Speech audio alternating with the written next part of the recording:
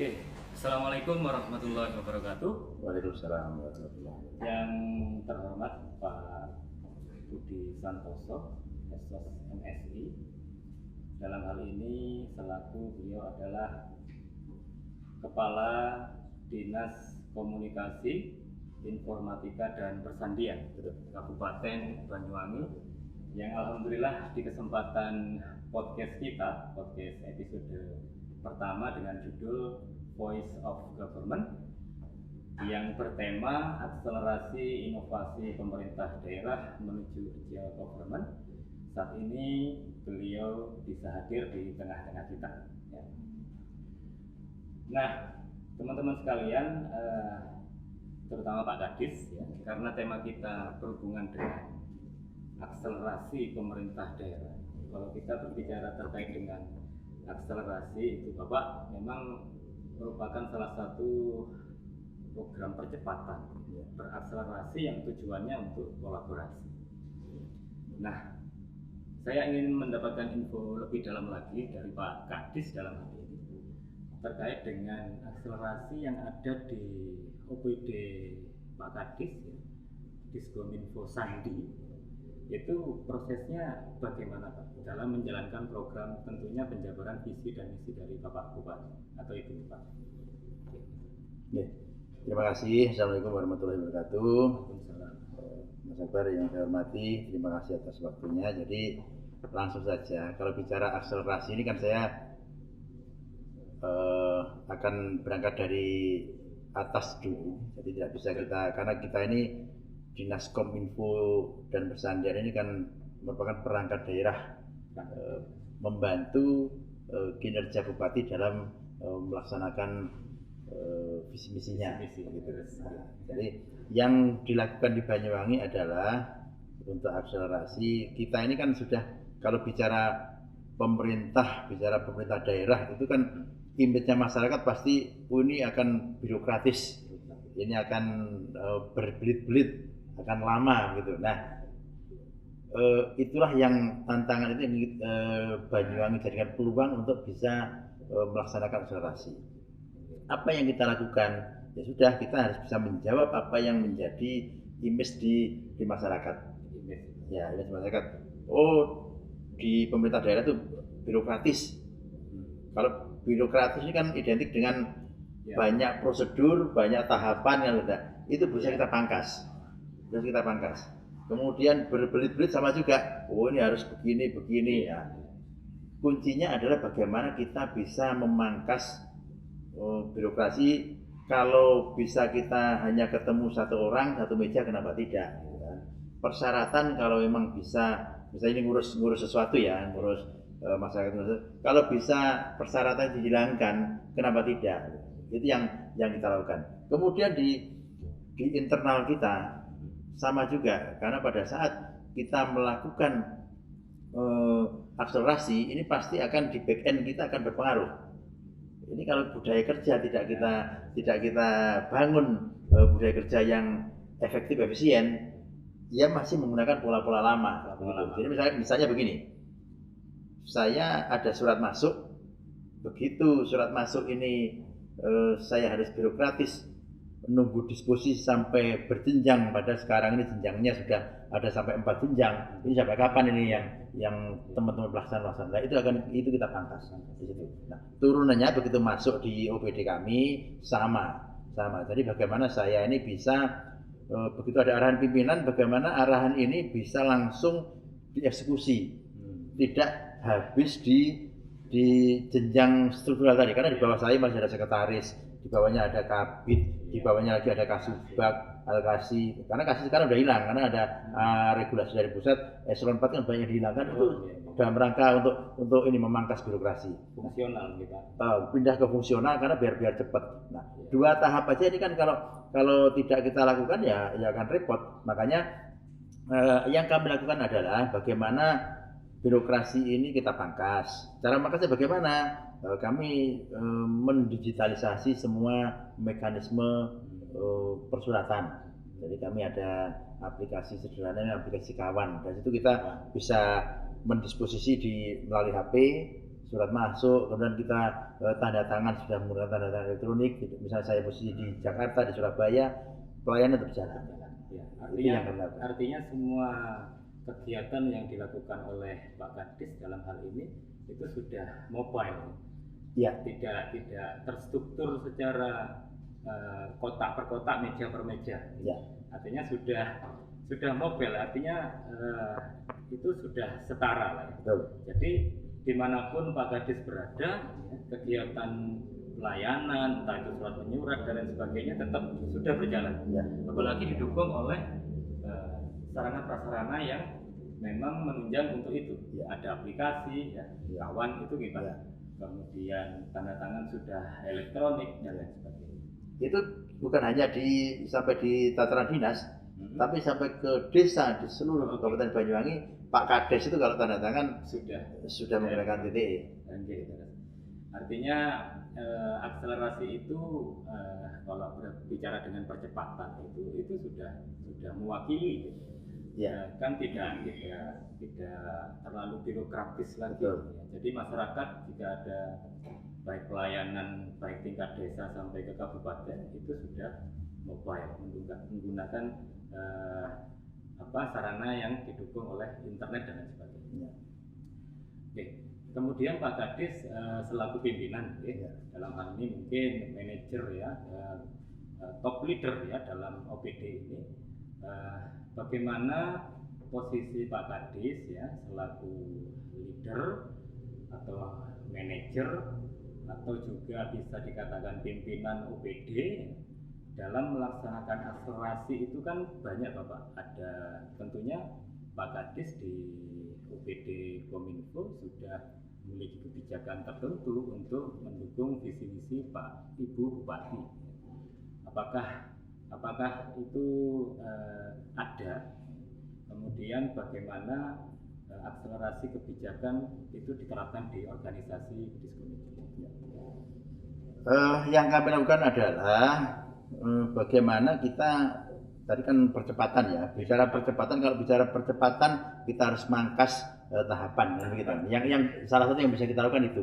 Kita memangkas tahapan tetapi tetap dalam koridor regulasi yang mengatur gitu. Kita tidak menabrak aturan tetapi kita melakukan percepatan. Contoh yang gampang adalah di kami ini mungkin banyak di tempat lain juga sudah dilakukan. Ya. Kami menggunakan komunikasi yang efisien dengan WA Group gitu. WA Group di jajaran struktural. Jadi kalau ada perintah dari pimpinan, saya tidak usah nunggu surat itu saya disposisi. Jadi langsung di WA Group itu saya deliver ke teman-teman yang membidangi. Itu sudah sah gitu ya? Ya sudah, itu sudah sah itu. Jadi dengan WA Group. Perkara administrasi nanti butuh apa-apa itu paralel, jalan paralel. Nanti kalau kita harus nunggu, karena saya dapat cerita ada di daerah lain yang masih seperti itu. Wah kita belum diskusi pimpinan belum turun. Ya. Ini kalau pimpinannya lagi posisi di Jakarta, di Surabaya nunggu pulangnya gimana? Iya. Kan berhenti. Sementara masyarakat tidak mau tahu itu. Masyarakat itu mau tahunya cepat dan beres gitu. Ya. Ya kerja cepat, kerja cerdas ya. Yang penting pelayanan itu tepat sasaran. Ya. Nah kalau secara umum kita bisa secara umum begini. Di Banyuwangi punya program bagaimana kita bisa melipat jarak dan waktu. Jawabannya adalah dengan digitalisasi. Karena sekarang banyak layanan yang sudah kita deliver sampai ke desa. Dengan aplikasi Smart Kampung, masyarakat yang sudah melek IT dengan HP-nya itu sudah bisa. Ya kita nggak kalah dengan kalau kita lagi pesen tiket di Traveloka gitu lah. Oke. Mau cetak sendiri mau ini bisa. E-commerce ya. Kita dengan aplikasi Smart Kampung sudah bisa seperti itu. Kita bisa bayangkan Banyuwangi ini kan terluas se-Jawa. Betul. Ada kalau yang di dekatnya Jember sana, daerah Sarongan itu kalau mau ke sini kan butuh waktu 2 jam, 2 jam lebih. Bayangkan kalau hanya mengurus administrasi kependudukan harus jalan 2 jam lebih, meninggalkan pekerjaan, kemudian nanti sampai di sini masih juga belum tentu kalau selesai. Sekarang cukup kita deliver sampai ke desa, atau langsung dengan pakai aplikasi berbasis Android berbasis iOS sudah bisa. Jadi itu termasuk semua masyarakat itu sudah mengenal. Artinya Semua. kan tidak semua masyarakat itu melek IT. Ya. Ya. Bagaimana dengan masyarakat yang memang belum paham terhadap teknologi? Ya. Untuk masyarakat yang belum melek IT ya seperti kalau dulu Mbak Wati menyampaikan Mbok Nah, Mbok Tun, Yunah itu kan gimana kita mau belajar IT untuk bisa bertahan eksis untuk hidup aja sudah bagus gitu kan. Nah, itu bisa kita bantu, kita fasilitasi dengan teman-teman yang ada di desa. Perangkat desa itu siap untuk memfasilitasi itu. Jadi seperti itu. Artinya otoritas Kominfo sendiri dalam pelayanan itu memang didukung oleh perangkat desa, gitu. Betul. Pak Kades terutama. Ya. Nah, itu apakah ada regulasi yang memadai, baik itu seperti bentuknya Perbu dari Bupati atau memang sudah disahkan dalam bentuk perda untuk otoritas? Regulasinya adalah dengan Perbu terkait dengan smart kampung. Nanti bisa dicek di JDIH kita. Jadi kita ini kan semuanya sudah bisa dibuka di situ. Jadi begini, kami ini pemerintah daerah ini kan representasi negara gitu. Bagaimana negara hadir di tengah-tengah masyarakat. Nah, pada saat masyarakat merasa terbantu, merasa dimudahkan, disitulah negara hadir. Pada saat masih ada pembiaran orang miskin tidak tertangani, lah itu nanti tanda tanya kan gitu. Nah, apa yang kami lakukan? Yang kami lakukan adalah sekarang semua desa sudah tersambung dengan fiber optik. Semua desa. Dan kemudian aplikasi sudah kita siapkan. Desa ini semuanya sudah semua desa sudah menggunakan aplikasi Smart Kampung. Jadi dengan format yang sama, tinggal kalau datang itu ada salah satu desa itu yang sudah menggunakan KTP reader. Jadi begitu datang ke sana, tinggal KTP di tap diklik sudah langsung muncul biodata, tinggal ketik sendiri. Mau bikin apa nih? Oh, mau bikin surat keterangan domisili atau surat untuk mau mengajukan kredit gitu. Itu langsung ditunggu sebentar udah selesai. Oh, hanya cukup menempelkan kartu identitas. Iya, sama ini ngetik apa, yang tujuannya apa? Mau bikin surat keterangan apa? Nah, nanti begitu sudah di approve, nanti kepala desa dapat notif. Oh, aku dapat ada surat ini, ada surat masuk, dibaca sebentar. Kalau oke di approve, tanda tangan, itu udah muncul udah. Oh, begitu. Jadi sudah cukup canggih. Ya, artinya Kominfo sendiri itu dalam hal pengadaan sarana prasarana itu memang menjadi leading sector nih Pak.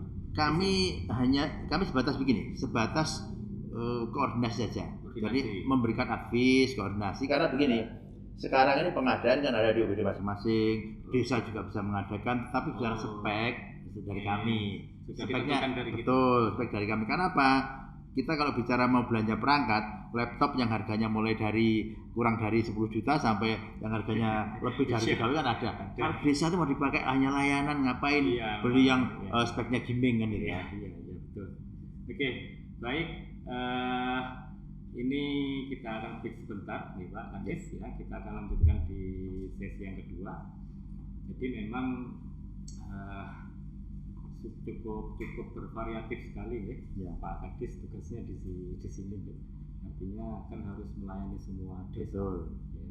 Nah, kalau terkait dengan UPD lain, apakah ada seperti MOU atau apa terkait dengan pelayanan? Jadi kami ini selain melaksanakan tugas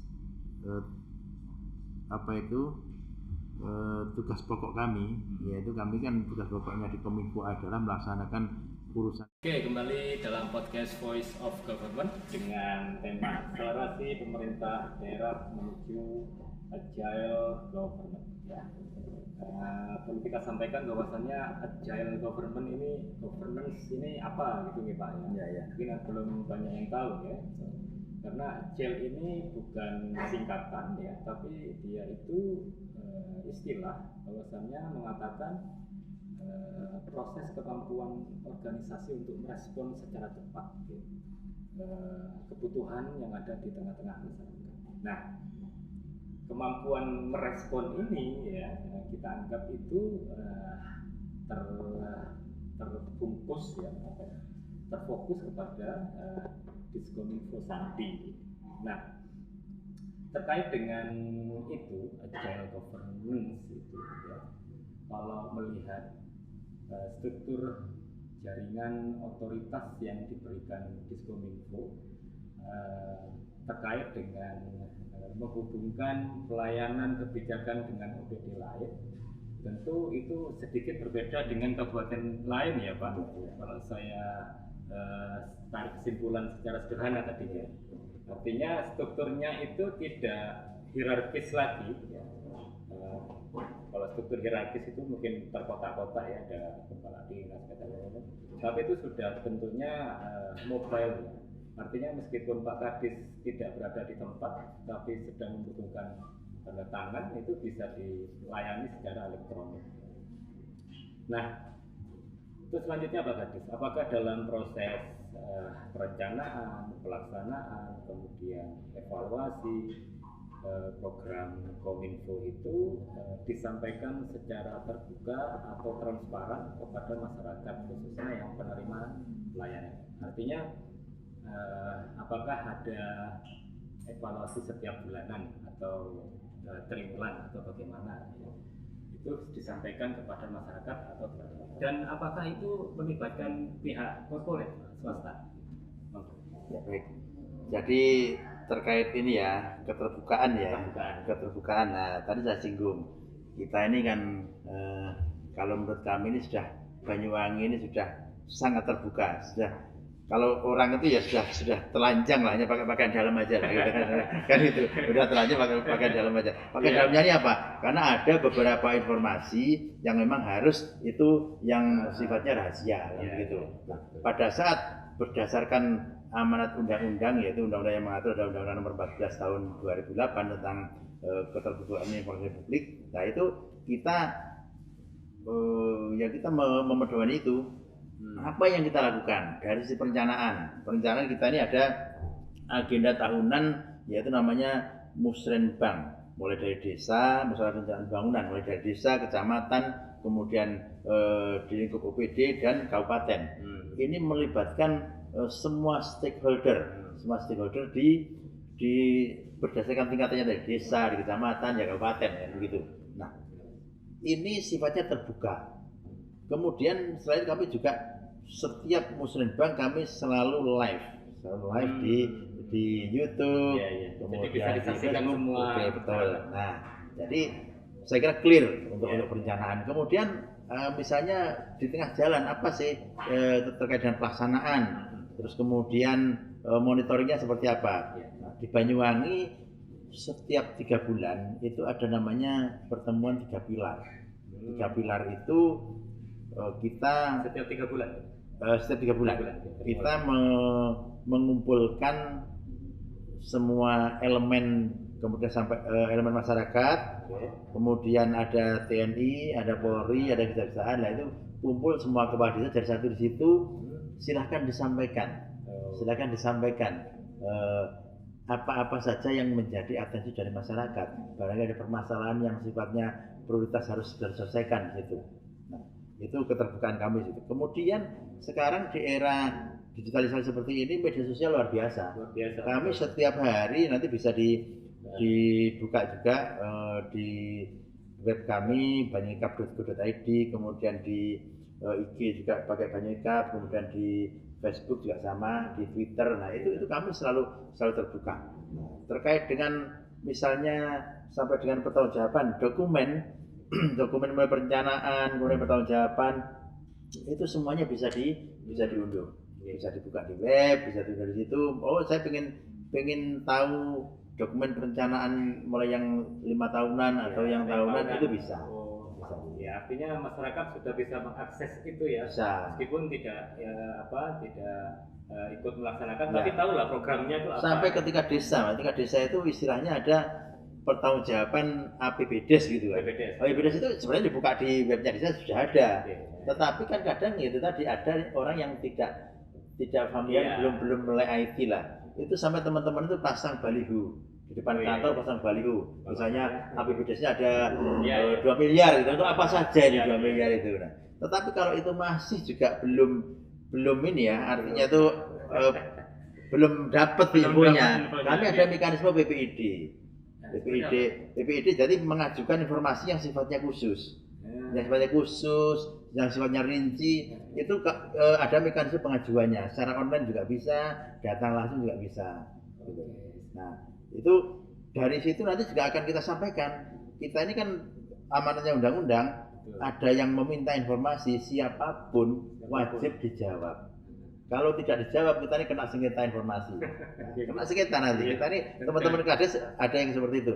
Minta perjuangan sama WDS ini bukan orang Banyuwangi tapi minta. Itu wajib menurut amanat regulasi wajib dijawab. Ya. Meskipun bukan warga Banyuwangi. Iya. Meskipun bukan warga Betul. Banyuwangi. Jadi kita ada kejadian orang Jawa Barat minta data katakanlah penerima bantuan, gitu kan? Ini apa aja? Nah, itu harus kita jawab.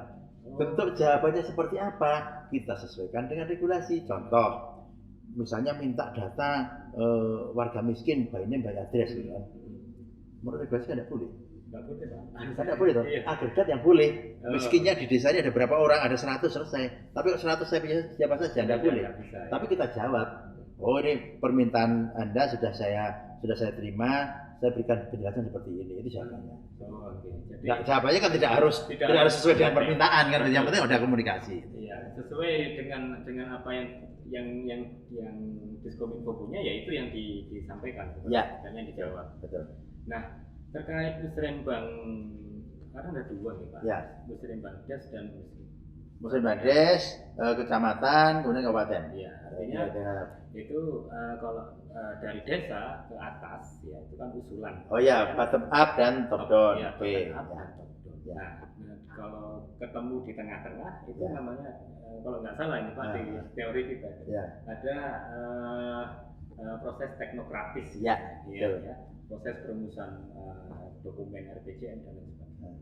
Nah, kalau terkait itu kan dari desa nih, dari bawah. Nah, kalau dari atas, ya atensi dari kepala daerah bagaimana? Jadi begini, kita kalau dari atensi dari atas kan visi misi ya, kita jabarkan, betul ya. Tetapi visi misi tidak mungkin akan keluar dari kebutuhan masyarakat.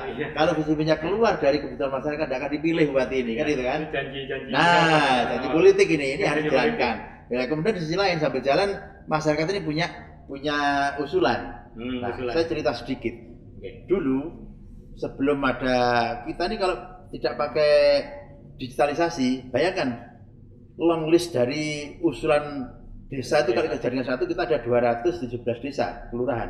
Itu kalau satu desa usulkan 10-20 kan pusing kita kan. Nah, itu kita digitalisasi semua. Nah, apa yang bisa kita sampaikan adalah kami memberikan keyakinan, menggaransi kepada masyarakat bahwa kalau dulu usulan masyarakat bisa A, B, C, D, E gitu kan. Usulannya A, B, C, D, E gitu kan. Nah, ternyata sesuai dengan anggaran dari kita, APBD kita hanya bisa 3. Tapi yang parah yang muncul bukan ABCD, yang muncul EFGH. Dulu seperti itu dulu. Ya, dulu seperti itu karena tidak ada sinkronisasi. Nah, sekarang kita jamin, kita pastikan ABCDE ini kalau ada 3 sudah pasti di antara ABCDE. Yang di luar tidak akan menjadi kegiatan Pemda. Sepertinya sudah sesuai dengan sasaran tembak. Ya, nanti yang 2 yang belum ini ya udah waiting list lah, waiting list. Kita ini kan bisa ada komunikasi ke pemerintah provinsi, ada BKK, kemudian ke pemerintah pusat ada DAK. Itulah yang menjadi tugas dari pemerintah daerah. Ya, oke. Luar biasa ya Pak. Artinya sampai sedetail itu ya. Oh iya. Kominfo itu mentargetkan bahwasanya itu harus sesuai dengan baik dari atas maupun bawah. Ya, betul. Ya. Nah, dari Bapak sendiri Kominfo, apakah sering atau pernah mengadakan pertemuan dengan pihak Kades atau LSM begitu atau pihak swasta yang memang dalam lingkup Kominfo Pak? Artinya mungkin ada leader group discussion dari pimpinan Kades dengan Bapak atau dengan OPD yang lain. Baik. Jadi pertemuan itu harus ada. Kalau kita tidak ada pertemuan, ada komunikasi itu nanti ya pasti akan muncul kebuntuan. Pasti akan muncul kebuntuan. Setiap ada hal, kami selain kegiatan rutin pertemuan, setiap ada hal yang baru selalu kami sampaikan. Contoh ya, misalnya kita ini di Banyuwangi ada program sekarang Banyuwangi Rebound gitu kan. Banyuwangi Rebound ada 3 pilar, yaitu tangani pandemi, kemudian pulihkan ekonomi, yang terakhir adalah rajut harmoni. Nah, ini 3 kekuatan yang sekarang sedang kita. Nah, ini kalau tidak kita kumpul, tidak kita berikan penjelasan, nggak tahu apa itu Banyuwangi Rebound, kan nggak tahu kan. Nah, itu kita sampaikan, dan kita tidak bisa jalan sendiri. Sekarang kami ini Pemda, sekuat apapun Pemda, tanpa ada dukungan keterlibatan dari stakeholder yang lain, nggak ada apa-apanya kita. Bayangkan kita dengan kekuatan APBD kita, berapa sih duitnya sekuat-kuatnya Pemda sekarang Banyuwangi ini aja hanya sekitar 3 triliun. Ya, sekarang duit yang beredar di sini berapa? Nggak ada, nggak akan nendang. Nah, itulah kita butuh dukungan support dari keterlibatan dari semua stakeholder. Nah, pertemuan itu selalu kita lakukan, misalnya dengan desa. Desa ini kalau tidak sering kita ajak ngomong, nanti dia akan bias juga, karena desa itu kan dia punya ini sendiri-sendiri, punya otoritas otonomi masing-masing kan. Waktu dulu dia nyalon, oh saya punya gini. Kalau desa itu yang dikenal dulu hanya bagaimana kita bisa mapping jalan, bagaimana kita bisa bangun pos kampling, bangun jembatan, bangun pagar gitu. Nah, sekarang mulai kita ajak ngobrol, fisik penting, ya. Tetapi yang penting adalah SDM lebih penting, membangun SDM lebih penting, gitu kan. Fisik jangan di ini menjadi fokus. Menurut saya kalau sampai pengen terpilih, pengen ini, fokusnya ke pelayanan. Silakan fokus ke pelayanan. Pelayanan udah kena semua. Kalau bicara pelayanan kan kena semua. Kita enggak bisa mau ngeklaim pelayanan kita udah bagus, tapi jalannya rusak. Pelayanan udah bagus tapi kantornya nggak nyaman, gitu kan. Nah, ini sudah semua ikutannya ke kegiatan infrastruktur semua. Iya. Saya kira seperti itu. Berarti memang komunikasi rutin ini selalu dilakukan, ya. Iya. Dan itu menjadi salah satu poin penting untuk masukan bagi Kominfo sendiri. Karena memang pemerintah desa ini otonominya sendiri, undang-undangnya sendiri. Betul. Pak Kades dipilih oleh masyarakatnya sendiri, jadi biasanya timbul ego sektoral, Pak, ya.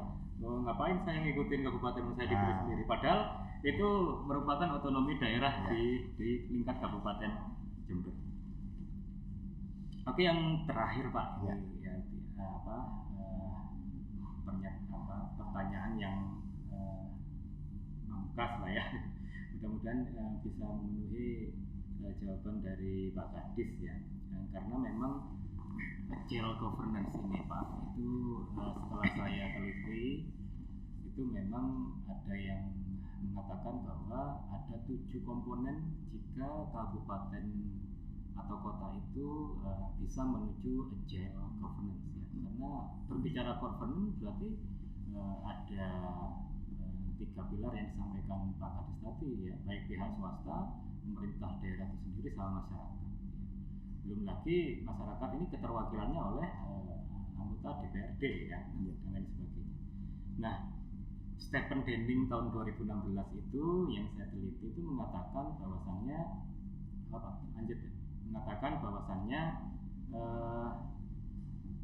ada 7 komponen yang harus dilakukan oleh Pemda, ya, pemerintah daerah. Di antaranya yang pertama inovasi. Inovasi itu tidak hanya dari pemerintah saja, Pak, melalui kebijakan visi-misi, tetapi juga usulan dari masyarakat yang kita singgung. Kemudian komunikasi terbuka, koordinasi terstruktur, leadership, dan yang terakhir ini egaliter, sifat sederajat. Bukan berarti egaliter itu kayak kepala daerah otoriter itu, ya, tapi sekarang harus egaliter, gitu. Artinya bersifat terbuka. Jadi banyak sekarang pejabat-pejabat publik terutama di pemerintah daerah itu memang bukan berarti untuk turun ke lapangan untuk pencitraan dan sebagainya, ya. Tapi memang dia itu ingin tahu secara langsung bagaimana keadaan di lapangan, gitu, ya, cross check. Nah, kalau sudah 7 terpenuhi itu, Pak, kira-kira Pak Kadis sendiri, ya, pendapatnya itu apakah dari 7 komponen teorinya seperti itu bisa didesain seperti kolaboratif antara kepentingan Pemda sendiri dengan kepentingan masyarakat. itu desainnya kira-kira ini seperti apa? Jadi begini, kita ini kan saya sudah menyampaikan tadi di sebelumnya, kita tidak bisa jalan sendiri kan itu. Kita tidak bisa jalan sendiri. Apapun yang kita kerjakan ini nanti rapotnya adalah di rakyat, gitu kan. Rapotnya di rakyat. Kita punya inovasi yang banyak, tetapi kalau dipotret oleh katakanlah oleh independen dari pihak luar gitu kan, loh, ini Banyuwangi kamu inovasinya banyak, kepingannya bagus, kemudian terus banyak lah semua dilakukan kan ternyata begitu dilihat itu kok masih banyak anak sekolah ya, kok masih banyak masyarakat miskin, itu infranya kok masih lah. Ini ndak akan bisa ini. Yang menurut saya adalah bagaimana kita ini jalan bareng. Tadi ini jalan bareng ini sudah bisa dirumuskan ya bisa. Kalau yang secara formal adalah melalui Musrenbang tadi. Itu yang formal. Tetapi informal itu banyak. Jalur informal banyak. Kita ini sering mengadakan kalau pagi ringan-ringan coffee morning, kemudian kita gathering dengan beberapa. Nah, kita gathering ini bisa per kami ininya per tema. Jadi kalau tidak per tema nanti kita tidak fokus. Tidak fokus lah, kita per tema. Sekarang kita ingin bahas apa ini? Coba misalnya kita ingin bahas keterbukaan informasi publik misalnya ini. Kami selalu menyampaikan sesuai dengan regulasi. Nanti kami cross check dengan masyarakat. Yang diinginkan masyarakat seperti apa sih? Nah, akan ketemu nanti. Yang nggak ketemu begini. Ini sudah undang-undang, semuanya harus dikeluarkan. Iya betul, tapi jangan salah. Ada pasal yang mengatur pengecualian, begitu. Nah, itu akan ketemu. Seperti itulah. Artinya desain kolaborasinya kalau saya tarik kesimpulan sederhana tadi memang Pemda itu harus sesuai dengan regulasi. Betul. Tidak keluar dari sana. Ya. Kalau inovasinya banyak, nggak ada masalah, asalkan tidak bagus. Jadi bagus. Kami di Banyuwangi saja, di Banyuwangi ini berapa tahun ya? 3 tahun ini menjadi daerah terinovatif se-Indonesia. Memang luar biasa. Ya kan, kabupaten terinovatif se-Indonesia. Kenapa bisa seperti itu? Nah, ini teman-teman kami dorong. Ini kalau kita ini sudah pada istilahnya kan kita harus out of the box gitu kan. Betul. Kalau kita bicara hanya masalah tupoksi kita, ya selesai. Waktu saya nyampein kalau hanya bicara tupoksi tidak perlu teman-teman debat-debat kayak gini, tidak perlu. Cukup lulusan SMA itu baca tupoksimu kerjain selesai gitu kan. Nah, yang dibutuhkan adalah bagaimana kita punya prakarsa, punya inovasi, punya ide, punya gagasan. Nah, seperti itu. Kami sampai di Dinas Kesehatan sampai ada program namanya One Program One Innovation. Bukan satu OPD ya, One Program One Innovation, satu program satu inovasi. Bagaimana? Itu yang bikin dapat banyak. Kita sampai setiap tahun itu sampai ratusan inovasi. Oh iya, karena kita menjadi daerah terinovatif. Kalau tidak punya budget tidak akan. Jadi kalau one program one inovasi berarti kan satu contoh kepala seksi apa itu harus ada satu inovasi ya, Pak. Iya. Jadi satu dinas itu bisa banyak inovasi. Sekarang inovasi yang terbanyak di Banyuwangi itu yang mensupport paling banyak adalah Dinas Kesehatan. Dinas Kesehatan itu kenapa bisa banyak? Cakupannya luas, kemudian kegiatan bersentuhan masyarakat itu banyak di situ memang terbuka peluang yang banyak. Iya. Kita ini sebenarnya kalau mau ya membaca sedikit referensi, kemudian kita lihat kondisi di lapangan, apa sih pengertian inovasi? Ya sekecil apapun yang penting itu tujuannya untuk memudahkan, percepatan. Itu namanya inovasi kan gitu kan. Hanya kita tinggal kadang kita ini kan tidak bisa menulis apa yang kita kerjakan. Nah, kalau kita di lomba itu semua harus tertulis ini inovasi regulasinya apa. Sampai seperti hari semua harus diatur dengan regulasi. Kayak gitu. Ini kadang yang memang perlu kebiasaan untuk membaca dan berpikir. Gitu. Iya. Oke. Ya, luar biasa sekali Pak Kadis. Mungkin sambung sedikit ya. Terkait dengan inovasi yang dilakukan setiap program.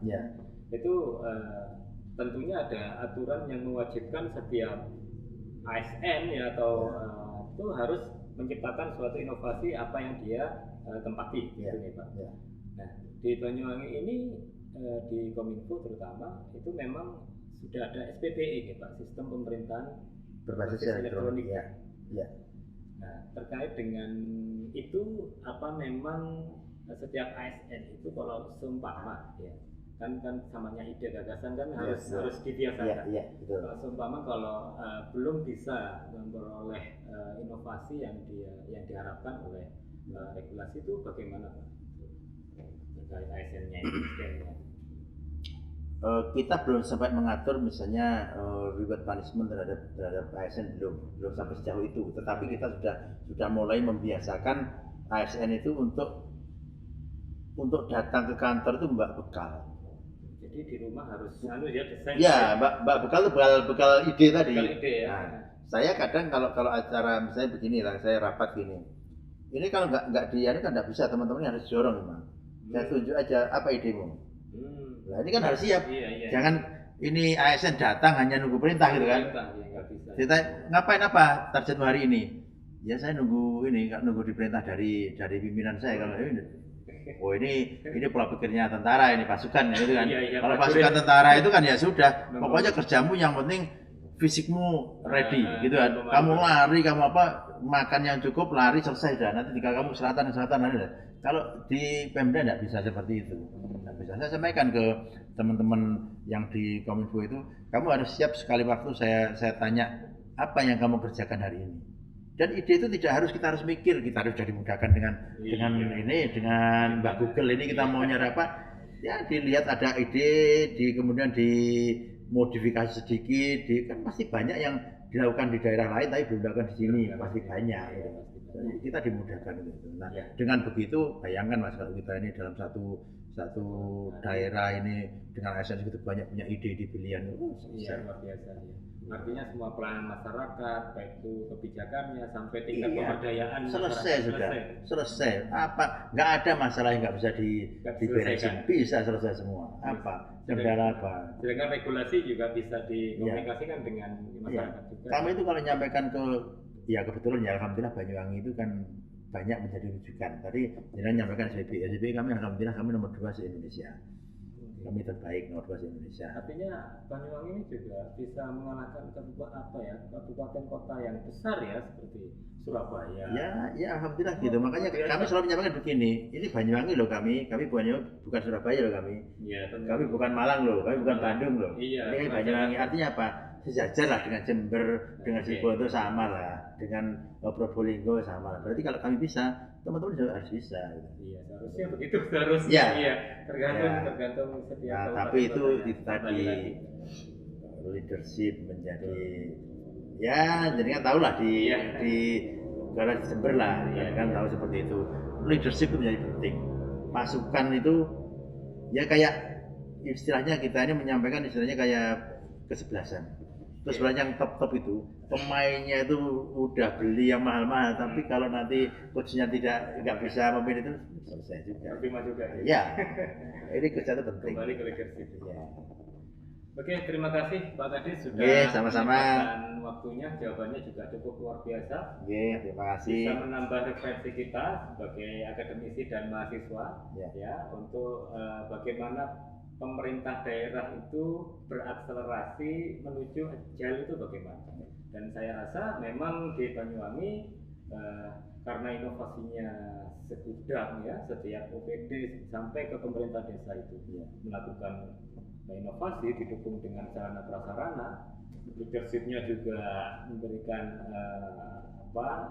statement atensi yang terbuka dan lain sebagainya, itu tentu masyarakatnya cukup senang kabupatennya maju sejahtera baik dari tingkat bawah level masyarakat desa sampai ke kabupaten.